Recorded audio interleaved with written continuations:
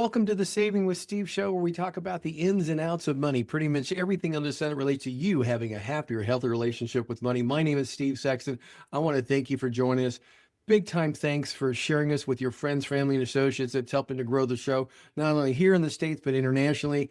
And you know what? We appreciate it very much. Now, today, one of the biggest things that people move into and don't realize is that loneliness has reached epidemic levels across the country. The numbers aren't slowing down, even as our lives get more digitally crowded.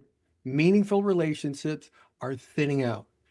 Friendship expert and connection coach Shari Leid has been tracking this shift up close and personal. She offers a framework for turning, here we are, 2026, 3 months into the year, a way for people to rebuild their social world with intention. Shari, she started in a cardboard box. She was found as a baby in South Korea. She eventually flipped that box and delivered tables for connecting, sharing meals with people across 50 states. Her expertise has been featured on NBC's Today Show, ABC, CBS. She's a regular on all media. Now, she's a former litigator turned speaker, author, community builder. Shari teaches the connection isn't optional. It's a life skill. Her flip the box method, her new book, Table for 51, which came out in 2025, gives readers practical, repeatable tools for creating belonging in a noisy, disconnected culture. You know what? Americans need to rethink how they want their lives to feel in the years ahead. Her guidance offers grounded, hopeful roadmaps for creating real community, one intentional step at a time. You know what? This is so very important. Shari, I want to thank you so much for being here. I was talking about you and what you do with my wife, and we were just thinking about our kids. They're driven work, social media, but there's not really connection in social, not physical connection. And everything Yes, seems to be transactional. And having a deep bond in relationships are really hard to come by. So this is something very special. So thank you for being here and helping us all out. absolutely. And I love that you started out by mentioning your kids because I think we're probably around the same generation here, and I have kids as well. And I think our generation has done such a good job, unfortunately, of teaching the next generation how to disconnect. And we really need to do our work to not only find connection for ourselves, but also to model connection for our next generation of young people, young adults that are coming through so that we can start cutting into this epidemic of loneliness that we have that is so prevalent in our country, in our neighborhoods, in our communities, in our rooms, in our families. Yeah, no, I agree with that. And you know, what's really interesting is my daughter went to college in Idaho, decided to stay there, thought she'd stay there because she hated California, but then realized that's not what she wanted and cut ties with everything, came back here to California. But now she's rebuilding that friend piece. And when you look at it, you know what? I work a lot. So they work a lot, just as Mhm. their example, dad and all that Yeah. kind of stuff. They work hard, they do very well, and they're very well compensated and all that kind Mhm. of stuff. But it's the social side of things that are not there because of Facebook, texting, things like that. And the virtual workplace, what I really worry about as well is when you think of our younger people as they get older, typically we met and we established friendships in the workplace and we didn't have virtual meetings. And I really worry about our sons.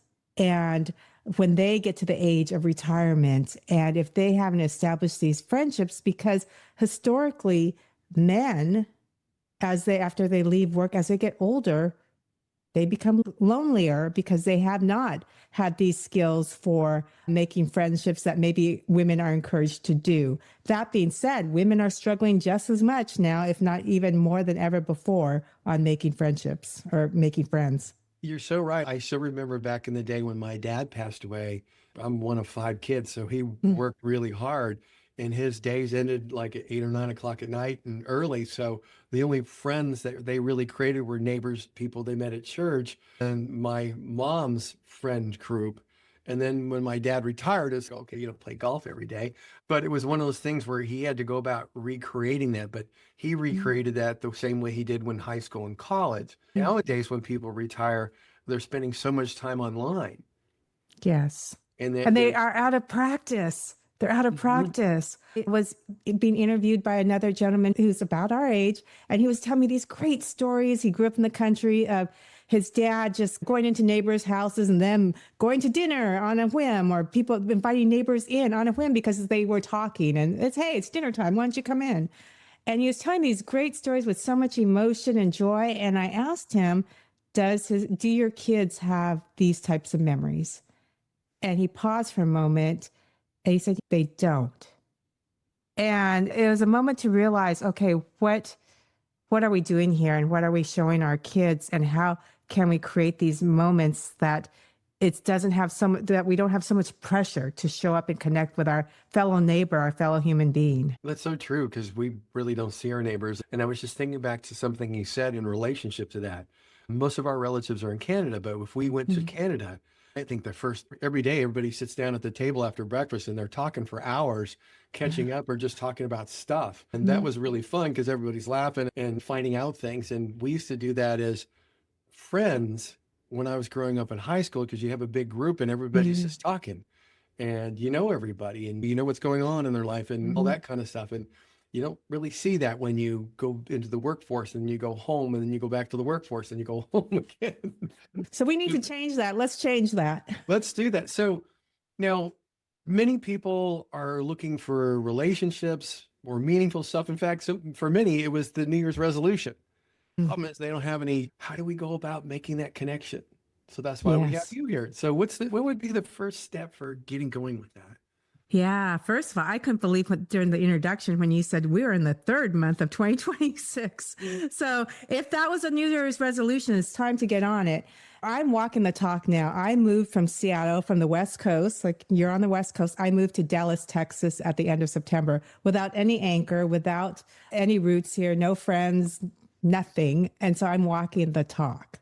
Number one, it has to be intentional. It can't happen. It can't happen just by sitting at home. So there are three things that I say if you're going into a new community or if you're wanting to establish more friends. And I'm going to say these, and these are going to seem really overwhelming to somebody who's an introvert. And I know that, and we'll back up after this. But one, you have to get to your place where you're going to meet people. And to do that, I would suggest joining something physical, whether it's a walking group, a gym, a class that you're interested in, something that causes you to move. It takes the pressure off of you and it's something that you enjoy. Two, join either a nonprofit group, a philanthropy group, something where, it could be a volunteer thing, a give back. And three, the third one is maybe some type of career or business group. So these are all three different types of interests. It exposes you to a number of different people. Not everyone's going to land. It's a numbers game, to tell you the truth. You might meet 50 people and one person's going to stick to some level. So the first step is simply to get out there. And I just give those examples of ways that you can diversify your friendships. And just because you go to one meeting, if it's not your jam, you don't have to stay. But it's getting into this practice.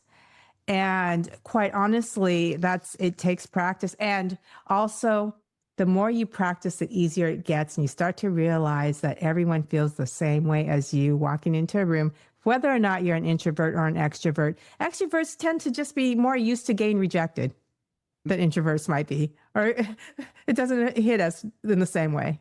Oh, it's so funny you say that because it reminds me of like when my wife there's a MOPS mothers of preschoolers. They Oh, would go yeah. play together and stuff like that. And one of the moms goes, "Oh my God, my kid's eating crayons. So he's gonna be crazy." And they're like, "Oh, don't worry, that happens to my kid all the time." Yeah. And you realize everybody's in the same boat.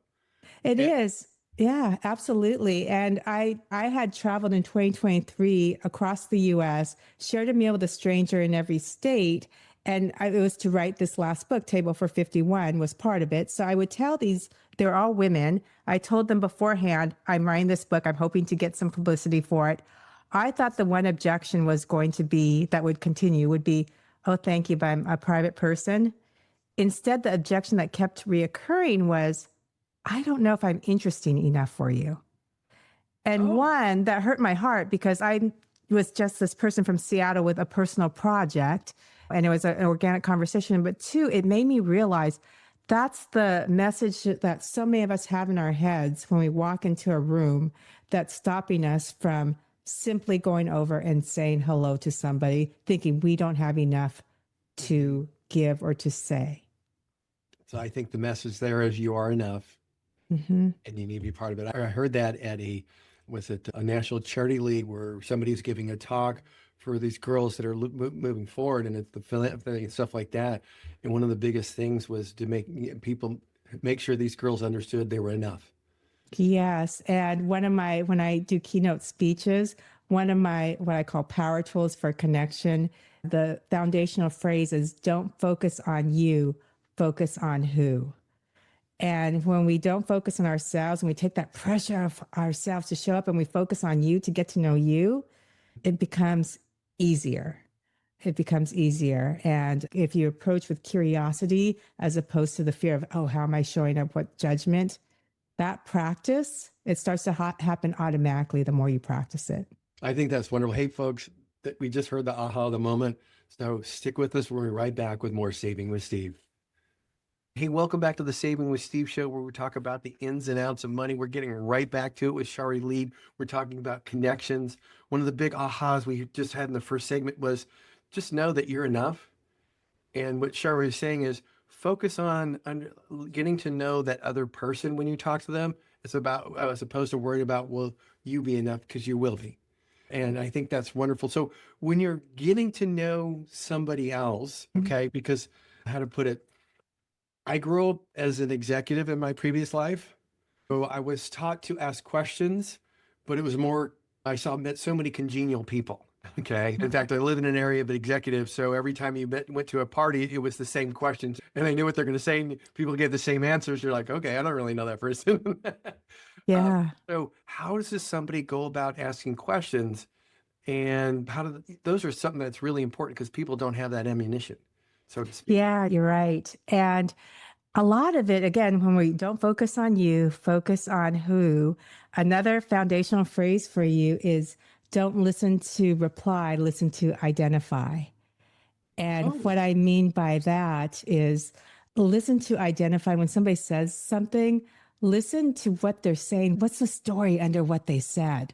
What's the follow up question that you can ask to get to know what the meaning is behind that just a little bit more, as opposed to listening to reply where because we ask these similar questions, we think, okay, we might be subconsciously thinking, oh, we know the answer. So what I'm going to say this and tell them what I do and tell them what I did today and where I'm going on my trip next. We already have our set answers.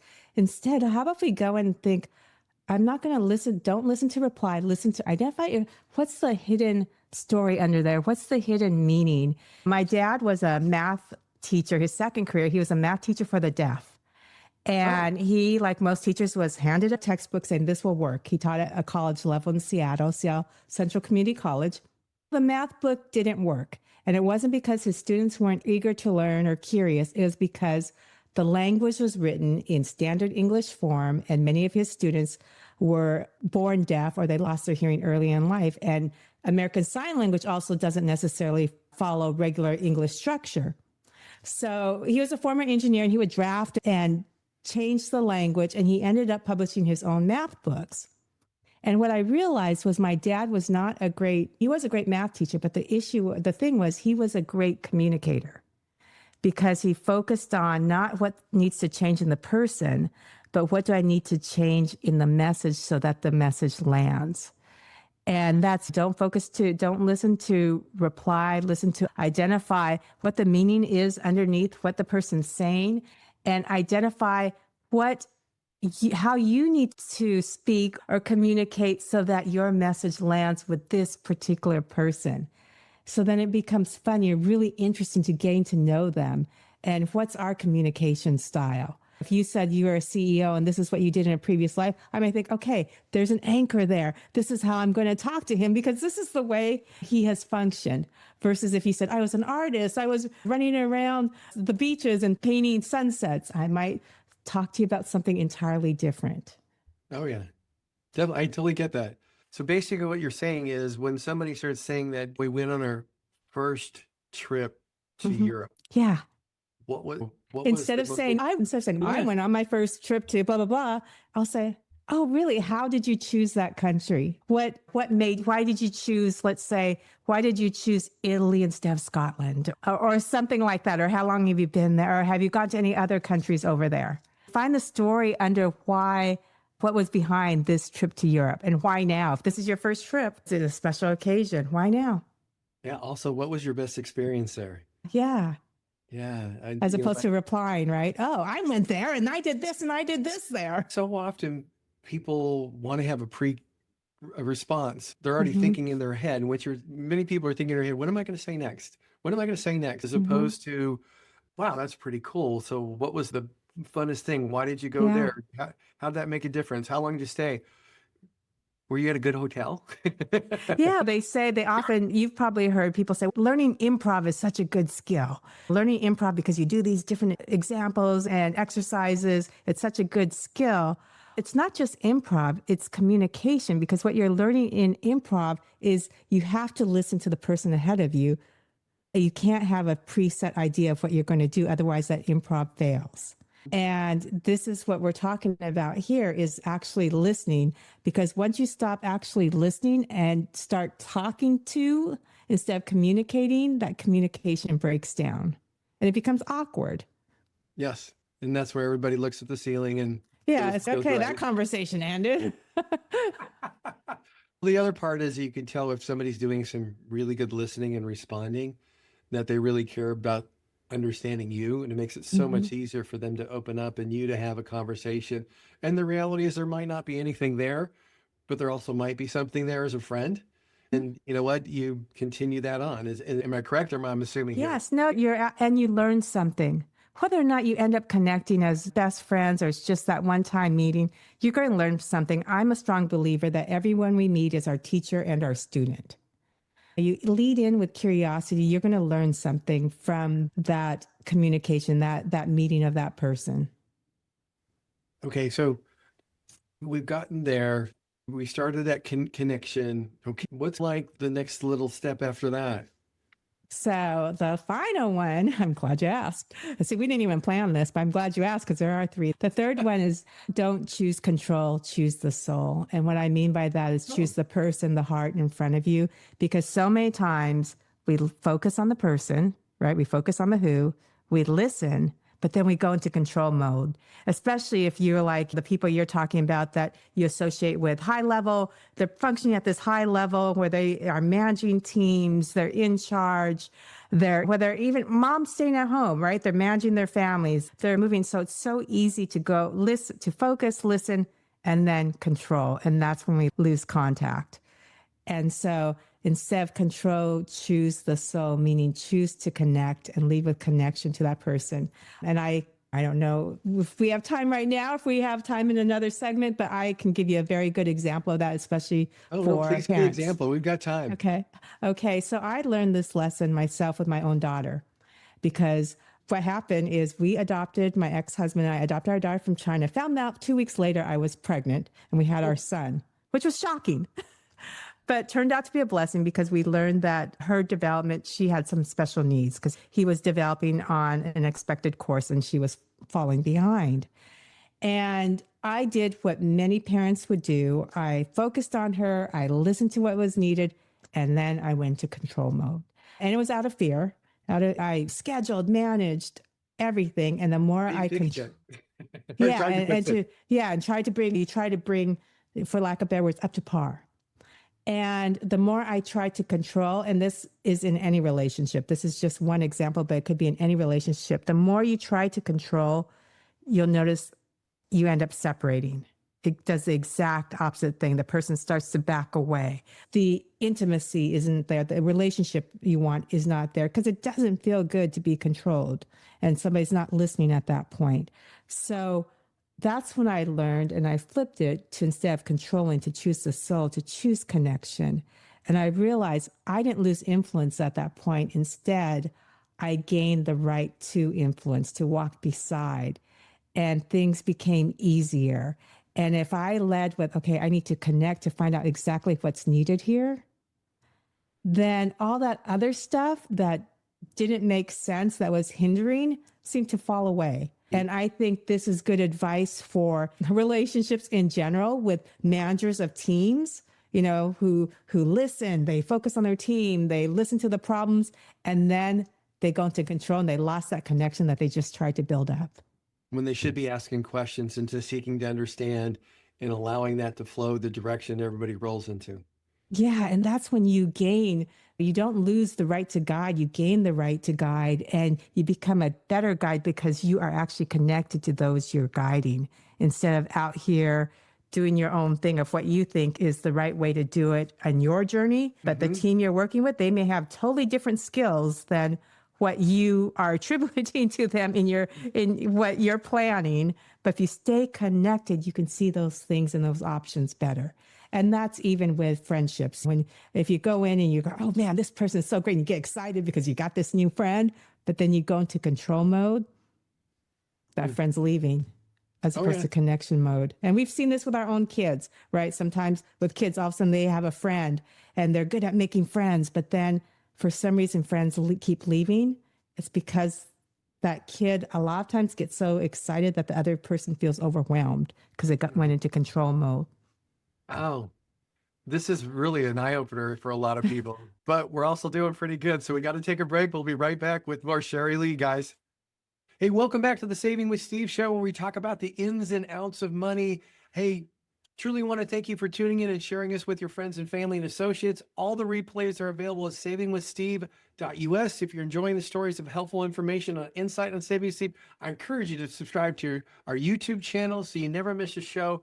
Hey, also check out a few of our affiliates at UK Health Radio, BBS Radio, Talk Radio New York City, E360 TV, Las Vegas TV Network. All these networks are dedicated to empowering you to solve problems, uplift your spirit, and live a life of personal and financial freedom. Hey, you can also follow us on Facebook at Saving with Steve Sexton. Get all the replays, listen to this episode multiple times. There's so many ahas and golden moments here. But you know what? That's one of the reasons why we have Shari here. Shari, thank you for being here with us today. We've been talking about here's the steps, here's the tools. The big thing is to not try to control. And the next part we were going to talk about is like changing your story. So help us understand the context of changing your own story. Yeah. So give you a little story to put this into context. You mentioned in the intro that I had been found in a cardboard box. I'd been orphaned as a child. And so I was found without any identifying information. I don't know my actual birth date, my family name, nothing. And so what do you do when you don't know your birth story? You make one up. So I've had 3 birth stories in my life, and I'll do this as succinctly as possible. My first one was as a child in kindergarten. I announced to my kindergarten class that I was a princess from Korea. And for a while, I ruled recess like it was my kingdom. I was the princess of recess until I got in trouble. And to make a long story short, I stopped saying that story. So that's birth story number 1. Birth story number 2 came in my 30s when I was diagnosed with hip dysplasia. And I asked the doctor, the third surgeon that said, you need 2 full hip replacements. I said, what causes hip dysplasia? He said, a common cause is a breached birth.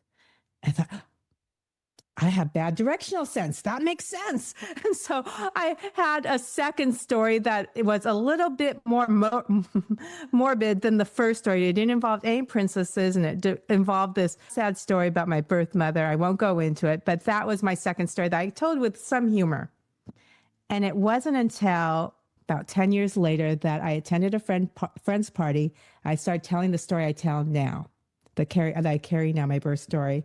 And there was a psychic involved, and she told me a story that basically said that my parents were young, they were in love, they wanted to marry. My mother came from a family of means and importance in the community, and her family said no, but you were born, meaning me, in love and from a family of importance. Blew her off at the party. Next day, though, I was driving to work, and I felt myself sit up taller. Something had shifted, and I realized it didn't matter if that story was true or not.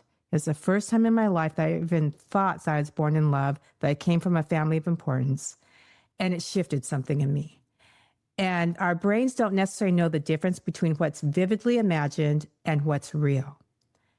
And so the stories you tell yourself changes everything about yourself. And so I ask people, what story are you telling yourself about yourself? And when we talk about friendships, I hear so many times people saying, I'm an introvert, I'm an extrovert. I'm not discounting that at all. But what I'm saying is that stopping you from walking into a room, because it's interesting. When somebody says they're an extrovert, they automatically believe that they can make friends, a lot of them, wherever they go. And a lot of times my introvert clients that I work with, they say I'm an introvert. They have this belief system that they've inherited that it's harder for them to make friends. And I would suggest maybe you just make friends in a different way than the extrovert.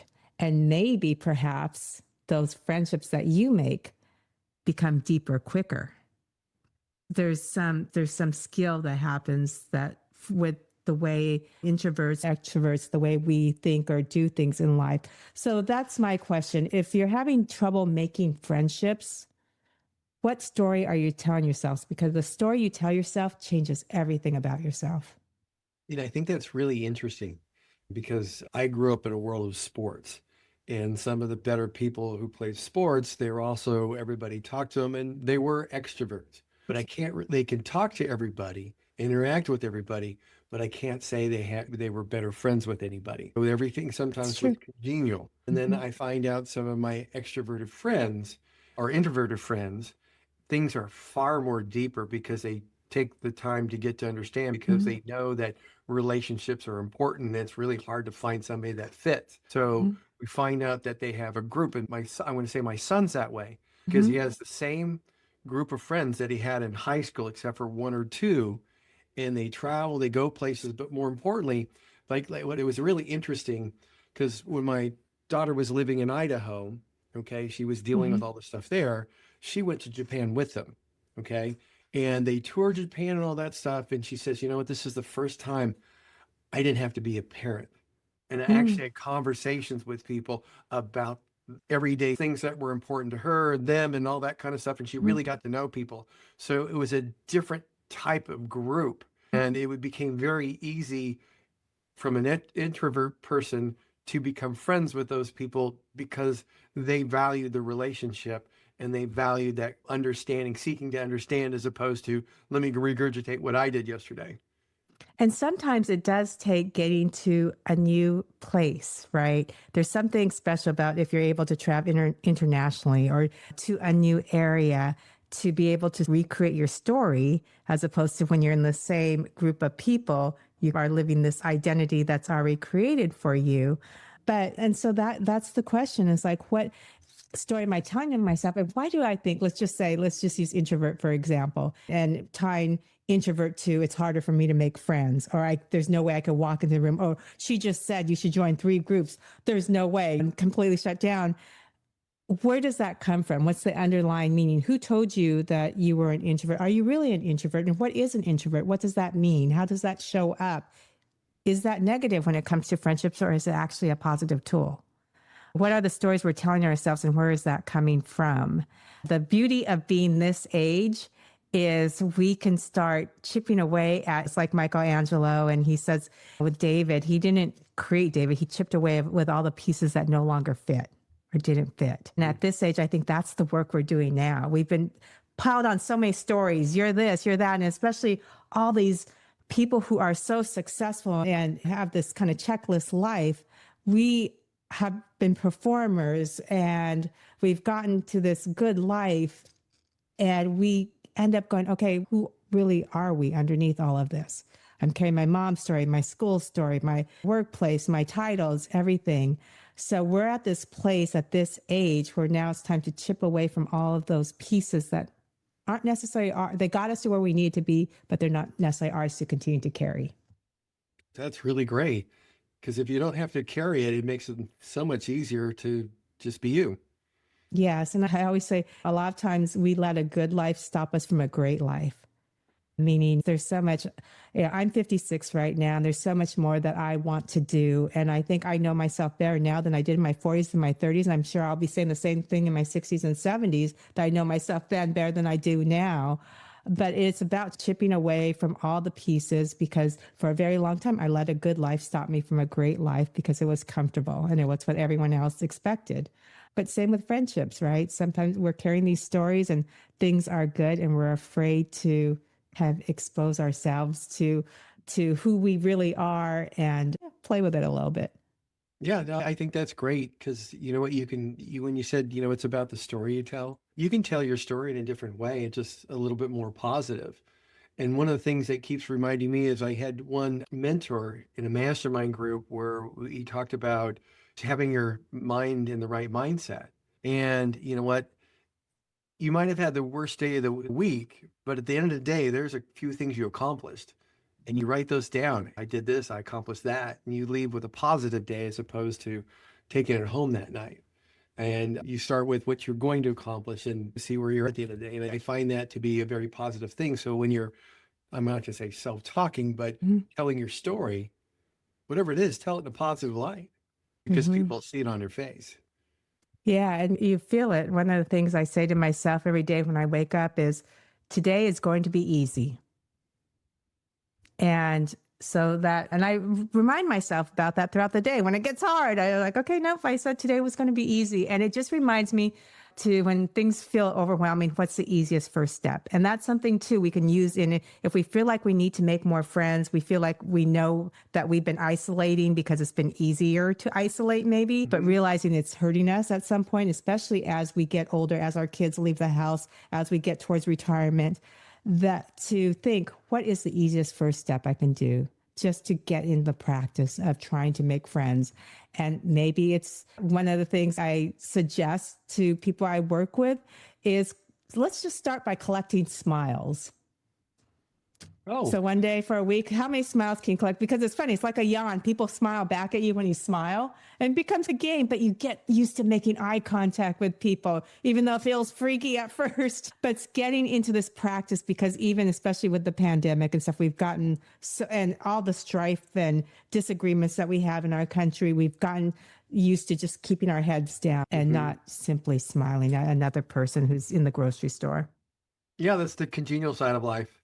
You just go Mhm. about your way.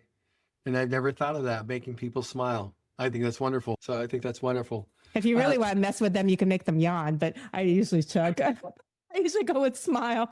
Actually, I'm really good at that. I just start talking. I'm kidding. Yeah. But so now we've talked about changing your story. What would be the next big step after changing your story? What can people do? It's that the next step is just doing it. It's just going out there and doing it. And there is a book, and it's been said so many times, do something every day that scares you. For a lot of people, that doing something every day that scares them would be talking to someone new, or even Mhm. calling an old friend. People are now afraid to call somebody they already know because they think they're too busy for them. Oh, And so it's doing something like that because it has to be intentional. It does, you have to prioritize it. You have to prioritize friendships. You have to prioritize relationships. One of my sayings, so I'm a cancer survivor. And from that moment, I was diagnosed, you as well. And so colon many of cancer. us, Yeah. so many Yeah. of us. And it doesn't matter whether it's cancer, heart disease, aging, our time is limited. And one of my favorite questions is, if today is the last day of my life, would I be doing what I'm doing now? And you think about this and what it comes down to. Yes, work is important. Yes, taking care of your family is important. Finances, very important. It's one of my biggest fears I'm learning about now is finances, right? It's important. But at the end of the day, it's the relationships that matter. It doesn't matter if you have more money than anyone on your block. If you don't have friendships and you're lonely, all that money is not going to make you feel better. So it's the relationships. And as much time you put into everything else, you have to be just as intentional with your relationships. So do the first step, do what's the easiest thing you can do. That's wonderful. One of the things I heard similar to that is, hey, if you got 2 years to live, what are you going to do? And with that, folks, stick with us. We're right back with more Shari Leid and Saving with Steve. Hey, welcome back to the Saving with Steve show, where we talk about the ins and outs of money. But today we're talking about sustainable relationships with Shari Leid. And this has been wonderful. So many aha, so many golden moments. But you know what? We're 3 months in the year. And I know that scares Sherry because, oh my Yeah, God, what? come on now. What being able to do the things that Sherry's talked about to create sustainable habits for that, so you can create that major shift for your social, personal well-being, not only throughout the year, because right now, hey, this is where the resolutions go away. Mhm. People have gone off the diet, they stopped working out, and I'm going to start spending more money. But how can we make those relationships work and how can they be sustainable? So that's the big question here, Yeah. Shari. So first off, you have to realize its importance because anything that we don't think is important, if we could say we're going to do these things, but if it doesn't internally, physically, if we don't embody it where it feels important to us, then we're not going to do it. So the first thing is to understand how important this is to our health. Several years ago, our former Surgeon General cited a study that said loneliness is as bad as smoking 15 cigarettes a day. Whether or not you agree with that study, the fact is, places, when you look at countries where the blue zones are, where people are living the longest, community is a big factor to it. So understanding this is about health. This is about health and happiness, both physical health and mental health. So knowing it's just not a to-do list or a regular resolution, understanding it, believing in it. And I met a woman in Arizona. Her name was Betty, 93 years old. And of course, most of her friends were younger than her. But I happened to go to this women's gathering and she was like sharp as a tack, steady on her feet. She lives at the top of a hill, apparently. And in Arizona, they call it hiking. I call it walking, but people hike up her hill. And she's outside greeting them, talking to them. And she, at the time I met her, she had a group of men that were in their 40s that would come to her house every Saturday and have coffee with her because she invited them in. But I realized what's sustained her, what's kept her sharp, what's kept her healthy is because she constantly makes friends. I thought, wow, isn't that amazing? If we think of aging as can we live long enough so that we can make more friends, as opposed to, oh, it's so sad that this person got to this age because they have nobody. And so I thought, okay, I want to live like Betty because I want to be able to enjoy my life to the fullest for as long as I can. And the way to do that is to constantly make more friends, including the younger generation, but realizing that can't start at 93 when everyone's gone. That has to start today. That can't wait till tomorrow. And so knowing that, knowing your end game, which I think for most of us is to live with our minds and our bodies as healthy as possible for as long as possible so we can enjoy life, realizing that importance of friendship, that I hope was the motivator because to sustain something, you have to be motivated. So that's the biggest key is the I agree. motivation. Just a couple comments there. I work with a gentleman who is I want to call him an Alzheimer's doctor, but he's an old age Mm, doctor. And he says the people who stay physically, socially, and mentally active will live the longest, healthiest lives. And mm, I have a grandma who passed away at 97, and she actually mm, passed away from old age, but she was in a continued care retirement community since her 80s. And mm. she loved that because she was so social. Yeah. And I remember talking to her one time when she's like 95. She goes, Steve, the problem with me is all my friends have passed away. They're Mm. in assisted living. They're in not old, but Memory care. memory care and stuff like that. Hmm. And you don't know where anybody's at. And she goes, that's my biggest fear is I want to be able to go sing in the choir. I want to see my friends. She worked at the little bookstore that they had there, people go and buy and trade Oh, books and stuff. wonderful. And it's her way to socialize with everyone. And the reality, I have a dad who's 89. And the Uh, way he does it is he volunteers at a hospital and he walks people mm, to the location in the hospital and walks 5 to 7 miles so he gets the exercise. But he's talking to everybody. I hear stories about yeah. all the people he walks in. So it's one of those things, hey, that's the way they're doing it. You know what? I agree with that. I think people Yeah. should find a way. But I think your dad also, he's probably calming people down if they're at the hospital. Having somebody that, especially an older figure, walking them to where they need to be, there's something very fatherly about that that's just calming. And that's a giving back, right? That's another thing that we do too. When we connect with friendships, and this is about focusing on who we're giving back, we're lifting somebody else up. Our presence and our ability to ask questions, to dive deeper, we're lifting another person up. And when we give, there's a book that I love called The Go Giver. But when we give, whether it's in business and friendships at home, that not only sustains us, that lifts us up to another level. You know what? It's interesting. I'm a colon cancer survivor. I know you are a cancer Mhm. survivor, but there's many people that come out of hospitals with diagnoses that they don't really like. And my dad's told this multiple times, but he says, I told him about your story and you survived. And I had a very tough story. We're not going into it now, but it was one of those things where, hey, if he can survive, you can survive. So Mhm. you can get through this. And you know what, regardless of the diagnosis, when you hear the big C word, even Mhm. if it's a level one, it scares everything. Family Mhm. runs across your face, the whole shop. Absolutely. And so it's nice to have somebody there that's part of their social regimen to help And others. that's also why we need our friends. That's why I call my closest friends my picket fence friends, the ones that hold me up when things get tough, and vice versa. Not all friends need to be that. We have different levels and needs for friends. The definition of friendship is simply mutual admiration for another person. It doesn't come with a lot of weight.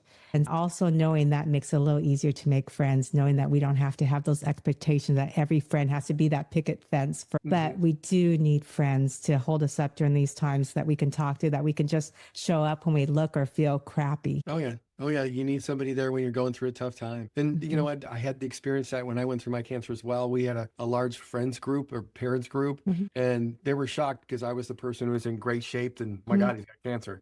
But the interesting part is they all got together, had a garage sale, used the money Oh, to buy professional babysitters, oh, meals, wow. stuff like that.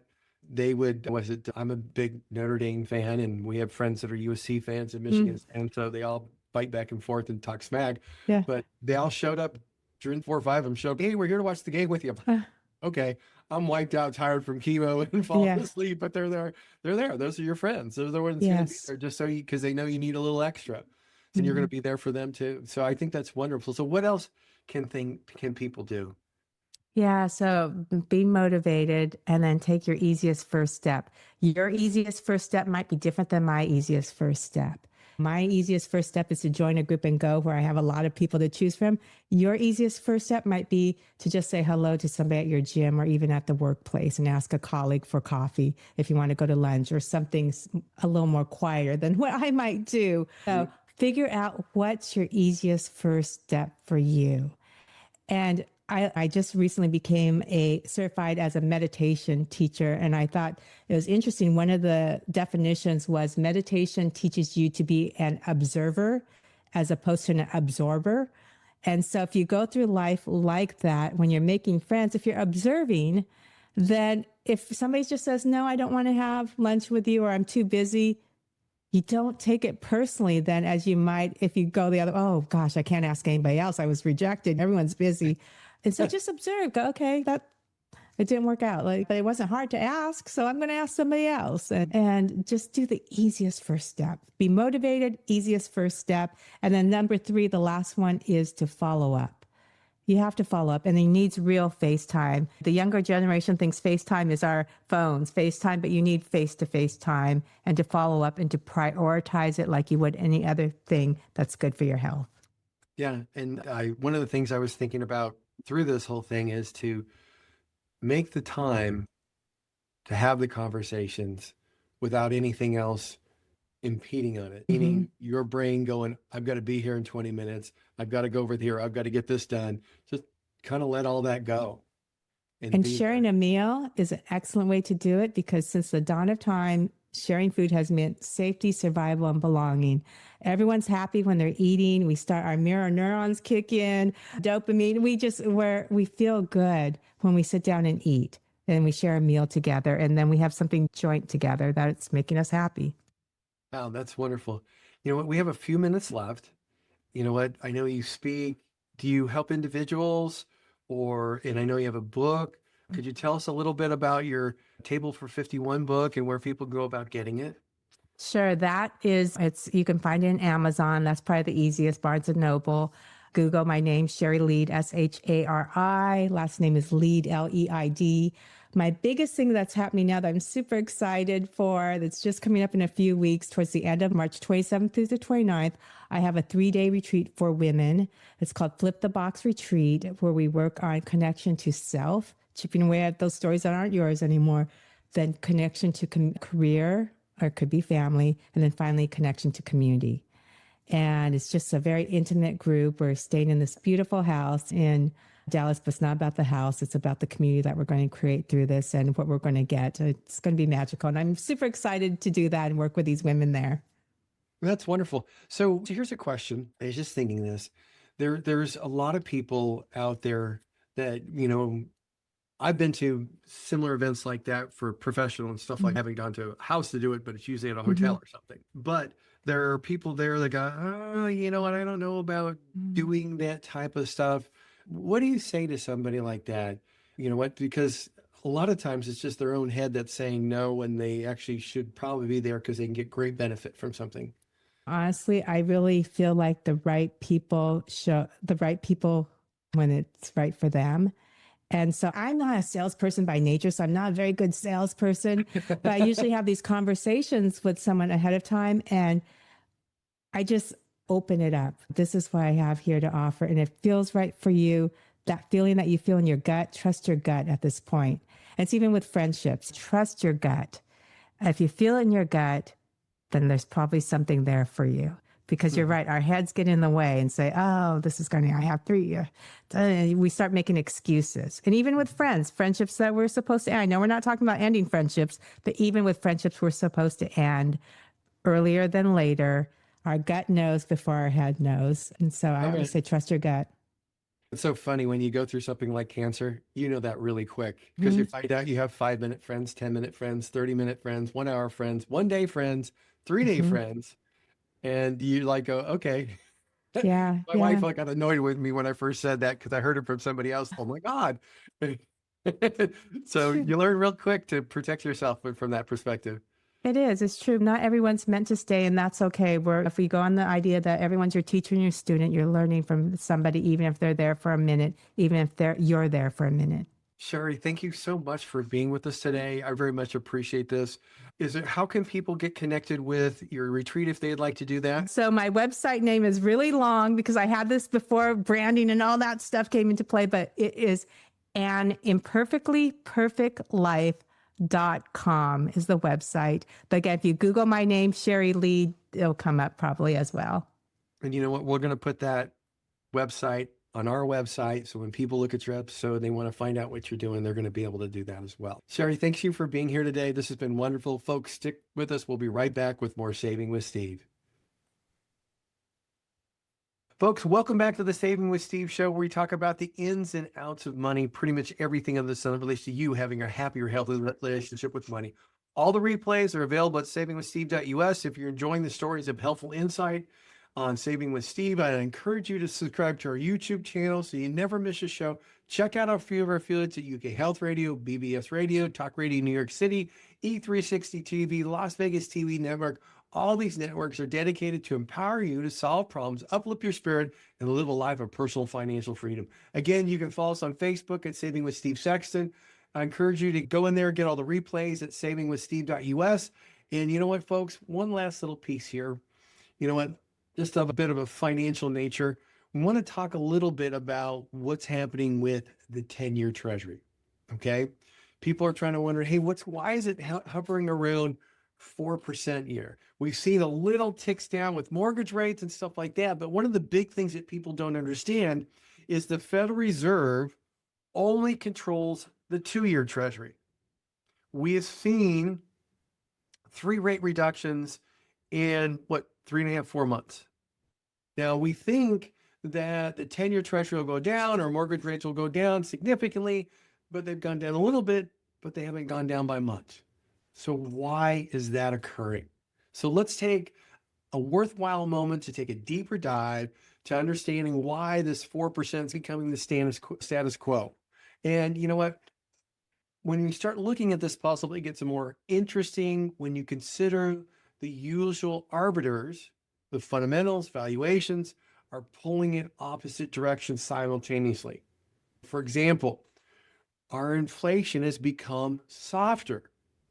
And when you see a softer inflation, lower inflation, there's an argument for reducing treasury rates, those 2-year treasury rates.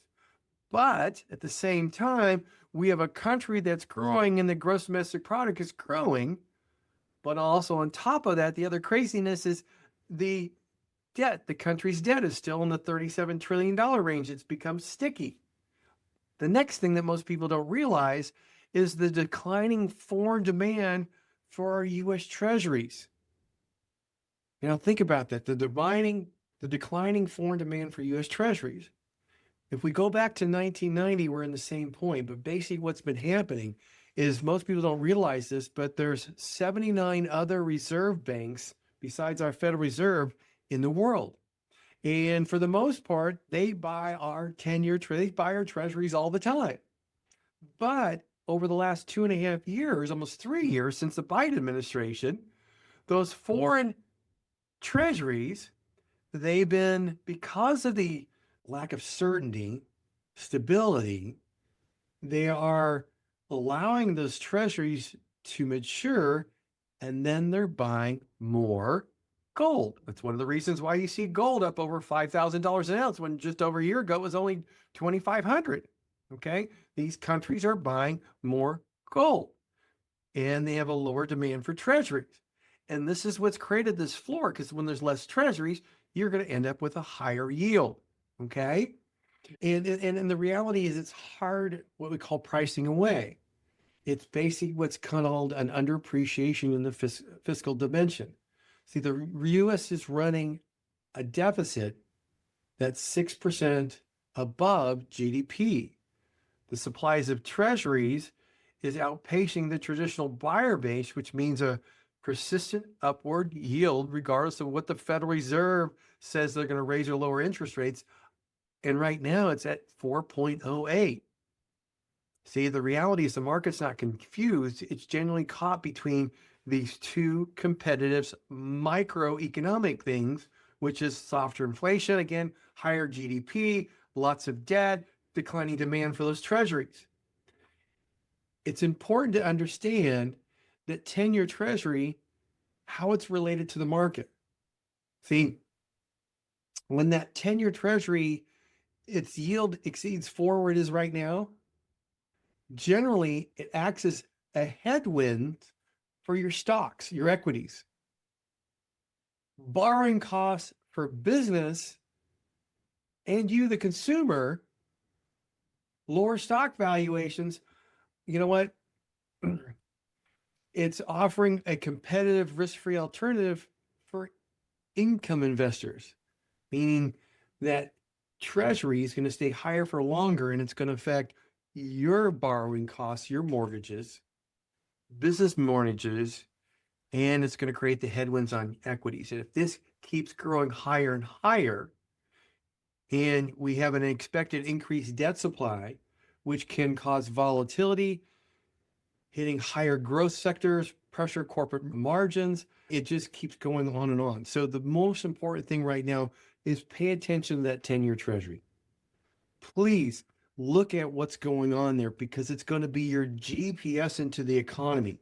If that 10-year treasury starts pushing more towards 4.5 or 5, you're going to see a lot of pressure like you saw in stocks, which actually occurred in 2022, because it was almost at 5.2 when all that stuff was going on. So folks, I want to thank you for joining us today. Shari Leid was outstanding about developing those relationships in an environment where it's less and less interactive, so you can become more interactive, have deeper relationships with friends. With that, I want to thank you for joining us. Look forward to seeing you next time right here on Saving with Steve. Bye-bye.